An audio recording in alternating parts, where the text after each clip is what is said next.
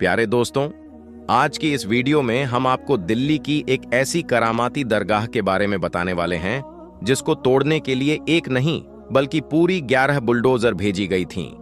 मगर वह इस दरगाह को नहीं तोड़ पाईं, बल्कि अल्लाह ताला की कुदरत से और उस मजार शरीफ में आराम फरमाने वाले अल्लाह के वली की करामात से वह बुलडोजर खुद ही टूट गईं। यानी कि वह सारे के सारे बुलडोजर टूट गए, मगर वह दरगाह का कुछ भी नहीं बिगाड़ पाए, जिसको देखकर वहां पर मौजूद पुलिस वाले भी हैरान रह गए। और यही नहीं, इस दरगाह के बारे में जानकर आप भी हैरान हो जाएंगे। दोस्तों, आज की वीडियो में हम दिल्ली की इस करामाती दरगाह के बारे में तो बात करेंगे ही, लेकिन साथ ही साथ हम आपको अल्लाह के एक और नेक वली हजरत सैयद शेर अली शाह रहमतुल्लाही अलैह का एक मशहूर वाकया भी सुनाएंगे। इसलिए दोस्तों, आज की यह वीडियो आप सभी के लिए बहुत ही ज्यादा खास होने वाली है। आप इस वीडियो को आखिर तक जरूर देखें। और सबसे पहले, अगर आपको अल्लाह के लिए सच्ची मोहब्बत है तो इस वीडियो को दिल से एक लाइक जरूर करें और मेहरबानी करके इसे शेयर भी कर दें ताकि और भी लोगों तक यह वीडियो पहुंच जाए। तो चलिए दोस्तों, आज की इस वीडियो को शुरू करते हैं। दोस्तों, आज हम आपको अल्लाह के जिन वली के बारे में बताने वाले हैं, वह सैयद पीर बाबा के नाम से मशहूर हैं। उनकी मजार मुबारक दिल्ली के परगन्ना के हसनपुर डिपो के पास में बनी हुई है और उनके बारे में कहा जाता है कि आप बड़े ही जलील उल कद्र वली अल्लाह हैं। और यही वजह है कि आज उस मजार पर सब मुसलमानों से ज्यादा हिंदुओं का जमघट लगा हुआ रहता है। इसलिए जो लोग भी सफर करने के लिए आते हैं वो सब आप रहमतुल्लाही अलैह की मजार के पास जरूर आते हैं और हाजिरी देकर जाते हैं। आपकी बारगाह में हदिया के साथ हाजिर होते हैं और अकीदतमंद लोगों का हुजूम लगा ही रहता है। वैसे तो पीर बाबा की बेशुमार करामातें हैं, लेकिन हाल ही में जो करामात दुनिया वालों को देखने को मिली है, हम उसी करामात के बारे में बात करेंगे। जैसा कि आपको मालूम है, हाल ही में हसनपुर में इस मजार को इससे भी पहले निशाना बनाया गया था, लेकिन अल्लाह ताला की मदद से इस मजार को आज तक कुछ भी नहीं हुआ। दोस्तों, इसी तरह से फिर इस बार उस मजार को तोड़ने के लिए 11 बुलडोजर भेजे गए, लेकिन अल्लाह ताला की करामात से वह मजार को तोड़ नहीं पाए, बल्कि उसको तोड़ते हुए सारे मजदूर और लेबर परेशान हो गए, लेकिन वह मजार टूट नहीं पाई। फिर अल्लाह ताला की करामात जाहिर हुई और जो भी बुलडोजर थीं, उनमें से 4 बुलडोजर खुद ब खुद टूटने लगे।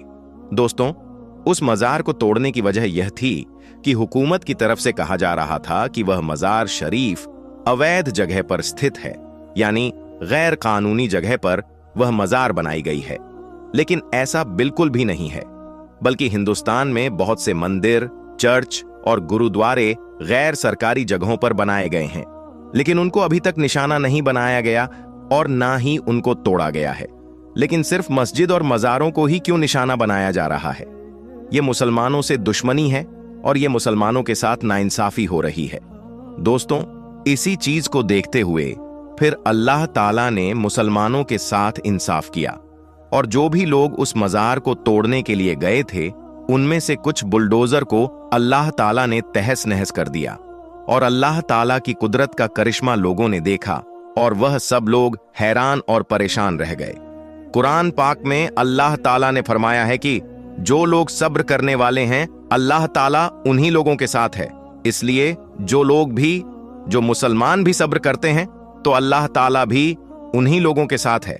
इसलिए अल्लाह ताला ने मुसलमानों का साथ दिया और उनकी मदद फरमाई और मज़ारे पाक को टूटने से बचा लिया।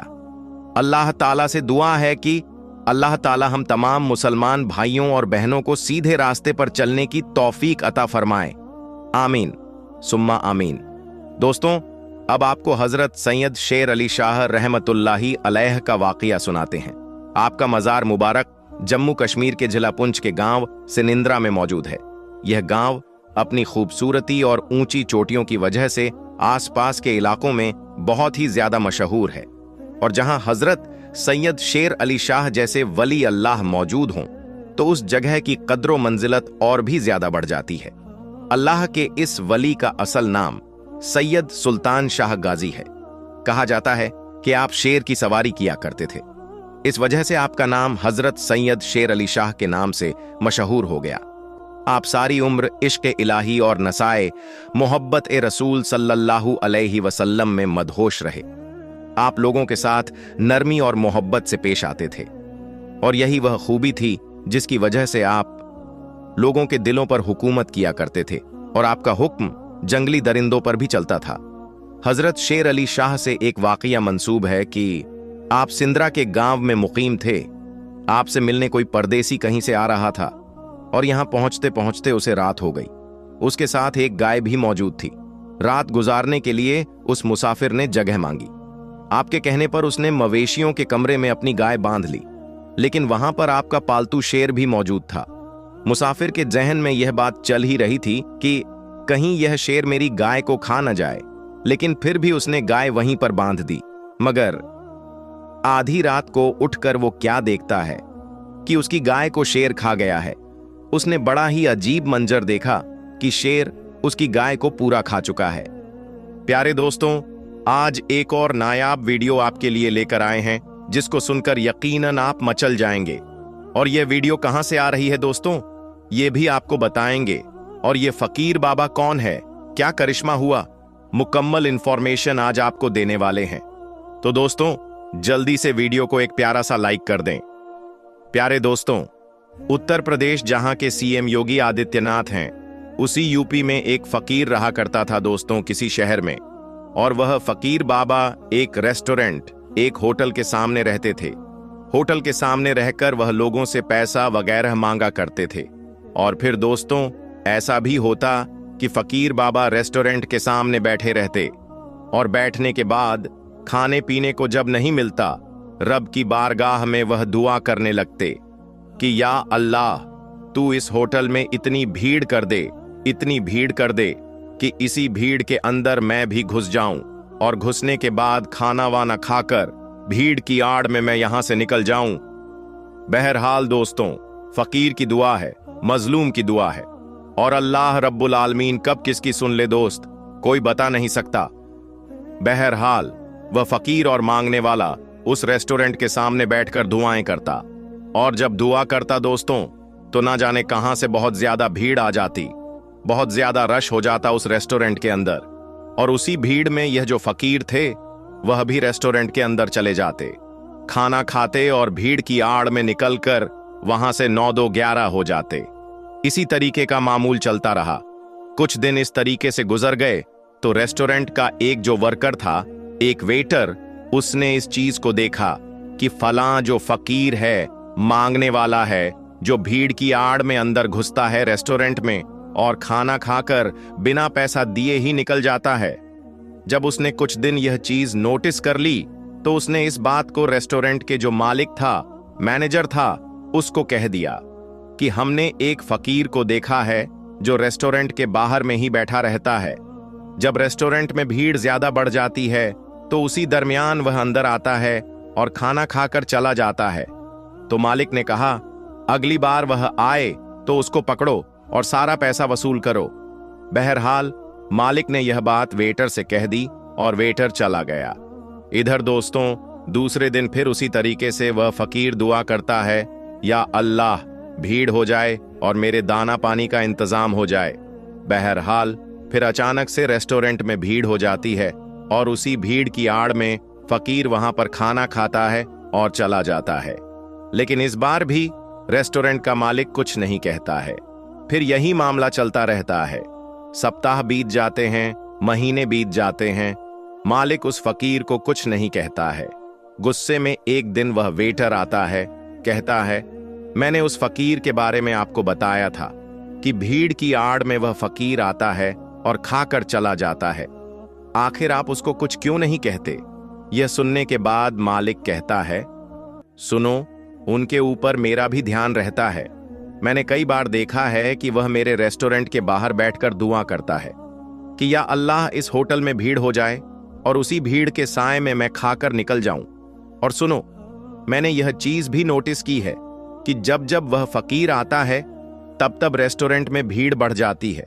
शायद उसकी दुआ का असर है कि अल्लाह तबारक व ताला लोगों को यहां भेज देता है और होटल खचाखच भर जाता है। और मैं जानबूझकर उसको कुछ नहीं कहता हूं ताकि वह रोज आए और उसकी दुआ से अल्लाह मेरे होटल में बरकत कर दे। और मैं यह देख रहा हूं कि जब जब वह फकीर आता है, होटल में कोई कमी नहीं होती, हर चीज बिक जाती है और कारोबार बहुत अच्छा चल रहा है। और यही वजह है कि मैं उसको मना नहीं करता हूं। मैं चाहता हूं कि वह आता रहे। शायद उसी के बहाने अल्लाह तबारक व ताला हम लोगों की रोजी में बढ़ोतरी कर देता है। और फकीर की दुआ टलती नहीं है, मजलूम की दुआ असर करती है। वह एक प्लेट खाकर चला जाता है, लेकिन उसकी दुआओं का यह असर है कि आज हमारे रेस्टोरेंट में भीड़ की कमी नहीं है। और इसी वजह से मैं उसे नजरअंदाज करता हूं कि वह आता रहे और खाता रहे। तो दोस्तों, फकीरों की दुआ लग जाती है। अल्लाह तबारक व ताला मजलूम की दुआ सुनता है। गरीबों को अगर आप खिलाते हैं तो उसका अज्र जरूर मिलता है। प्यारे दोस्तों, यह वाकया उत्तर प्रदेश के किसी शहर का है। दोस्तों, किसी शहर में एक हिंदू पंडित रहता था जो अपनी जहालत की वजह से लोगों में बहुत मकबूल और मशहूर था। उस पंडित की खास बात यह थी कि वो इस्लाम और मुसलमानों से सख्त नफरत करता था, यानी कि इस्लाम और मुसलमानों के खिलाफ था। और अक्सर वो मुसलमानों के खिलाफ बेहुदा सवालात निकालता और लोगों को चैलेंज करता था। वह कहता, मेरे इन सवालात के जवाब दे दो, मैं इस्लाम को कबूल कर लूंगा, मैं मुसलमान हो जाऊंगा। इस तरह से वह अपनी इस गंदी सोच को दिखाकर मुसलमानों को नीचा दिखाता, जिसको देखकर वह हिंदू पंडित बहुत खुश होता था। इस तरह से उसे अपने इल्म पर बहुत गुरूर हो गया था। फिर एक बार उस हिंदू पंडित ने 3 सवाल बनाए और मुसलमानों को चैलेंज कर दिया कि अगर कोई मेरे इन 3 सवालों के जवाब दे देता है तो मैं इस्लाम कबूल कर लूंगा। दोस्तों, वह सवाल कुछ इस तरह के थे कि जिनका जवाब बड़े आलिमों के पास भी मौजूद नहीं था। और इस तरह से उस हिंदू पंडित का डंका एक बार फिर से जोर पकड़ गया। उस हिंदू पंडित के वो 3 सवाल कुछ इस तरह के थे। पहला सवाल यह था कि जब आज तक किसी ने अल्लाह को देखा नहीं है तो फिर तुम लोग पहले कलमे में अल्लाह के एक होने की गवाही कैसे देते हो, और तुम ऐसा क्यों कहते हो कि अल्लाह के सिवा कोई माबूद नहीं है। दूसरा सवाल यह था कि जब हर चीज पर अल्लाह कादिर है तो दुनिया में जो कुछ भी होता है वह अल्लाह की मर्जी से होता है, तो फिर दुनिया में किसी बुरी बात के लिए इंसान कसूरवार क्यों कहलाएगा। और तीसरा सवाल यह था कि तुम कहते हो कि शैतान आग से बना है, वहीं दूसरी तरफ अल्लाह ताला कहता है कि कयामत के दिन शैतान को जहन्नुम की आग में डाला जाएगा। तो जब शैतान खुद आग से बना है तो उस आग में शैतान का क्या बिगड़ेगा भला, आग पर आग का क्या असर होगा। ये 3 सवाल उस हिंदू पंडित ने मुसलमानों के सामने पेश किए, लेकिन कोई भी उसके इन सवालों के जवाब नहीं दे सका। इस तरह से करते करते कुछ दिन गुजर गए। एक दिन वह हिंदू पंडित किसी काम से अपने घर से बाहर निकला। अभी वह कुछ दूर गया ही था कि उसका गुजर एक दरवेश के पास से हुआ, जो कि जमीन पर बैठा हुआ मिट्टी के बड़े बड़े गोले बना रहा था। जैसे ही वह हिंदू पंडित उसके पास से गुजर रहा था तो फकीर ने उसको आवाज दी और अपने पास आने को कहा। वह पंडित उस दरवेश फकीर के पास चला आया। दरवेश ने कहा, हमने सुना है कि तुम्हारे कुछ सवाल हैं जिनका आज तक कोई भी जवाब नहीं दे पाया।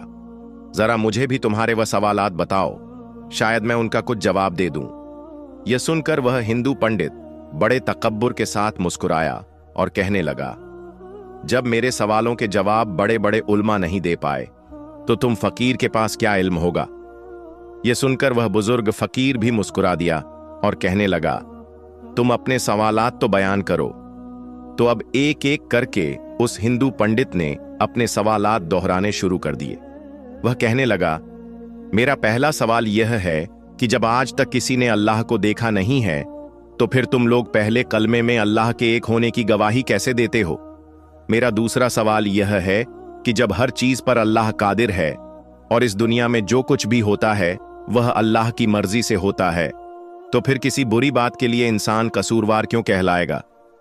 और मेरा तीसरा सवाल यह है कि आप कहते हो कि अल्लाह ने शैतान को आग से बनाया है, वहीं दूसरी ओर अल्लाह कहता है कि कयामत के दिन शैतान को जहन्नुम की आग में डाला जाएगा। अब शैतान खुद आग से बना है तो उसका उस आग में क्या बिगड़ेगा, आग का आग पर क्या असर होगा। हिंदू पंडित ने कहा, दरवेश बाबा, मेरे यह 3 सवाल हैं जिनका जवाब किसी के पास भी मौजूद नहीं है। यह सुनकर वह बुजुर्ग दरवेश काफी देर तक उस हिंदू पंडित को देखते रहे और कुछ सोचते रहे। यह देखकर वो हिंदू पंडित मन ही मन खुश हो रहा था, जिसका अंदाजा उसकी मुस्कुराहट से लग रहा था। फिर एकदम उस बुजुर्ग दरवेश ने अपने हाथ में मौजूद मिट्टी का वह बड़ा सा गोला उस पंडित के सर पर दे मारा। उस गोले के लगते ही उसके सर से खून निकलने लगा। पंडित उठ खड़ा हुआ और कहने लगा, तुमने यह जुल्म मुझ पर क्यों किया है? तुमने मुझको क्यों मारा है? मैं इस ज्यादती की शिकायत शहर के काजी से जाकर करूंगा और आपको अदालत में पेश होना पड़ेगा। इतना कहकर वह हिंदू पंडित सीधा काजी साहब के पास पहुंच गया और अपना मुद्दा बयान कर डाला। उस पंडित के सर से अभी भी खून बह रहा था और तकलीफ से उसका बुरा हाल हो रहा था। खैर, उसके बाद बुजुर्ग दरवेश को भी काजी साहब के सामने पेश किया गया। उसके बाद काजी साहब ने पूछा, हजरत, आपने किस वजह से इसको मारा है? तो यह सुनकर बुजुर्ग फकीर ने कहा, मैंने तो इस पंडित के सवालों के जवाब दिए हैं जो इसने मुझसे पूछे थे। अब यह बिना वजह ही मुझ पर इल्जाम लगा रहा है। यह सुनकर अदालत में मौजूद हर शख्स हैरान हुआ, क्योंकि उस हिंदू पंडित के तीनों सवालों के बारे में हर कोई जानता था। इसीलिए वह हैरान हुए कि इसको मारने से वह सवालों का जवाब कैसे मिल गया। इतने में काजी साहब कहने लगे, अच्छा बताओ, कहां हैं इसके सवालों के जवाब? हमें तो कहीं पर कोई जवाब नजर नहीं आ रहे हैं। इस पर वह बुजुर्ग दरवेश फरमाने लगे, काजी साहब, इसने मुझसे पहला सवाल यह किया था कि जब अल्लाह दिखाई नहीं देता है तो फिर तुम कैसे उसकी मौजूदगी की गवाही देते हो? इसके इस सवाल का जवाब मुझ पर लगाए गए इसी इल्जाम में है। यह कह रहा है कि मेरे सर में चोट लगने से दर्द हो रहा है, लेकिन क्या इसके पास इस बात का कोई गवाह मौजूद है? तो यह सुनकर वह पंडित कहने लगा, इस बात का गवाह कैसे हो सकता है? मैं कह तो रहा हूं कि मुझे दर्द हो रहा है। बुजुर्ग दरवेश ने कहा, मगर हम कैसे मान लें कि तुम्हें दर्द हो रहा है? यह सुनकर वह हिंदू पंडित कहने लगा, जनाब, मुझे दर्द महसूस हो रहा,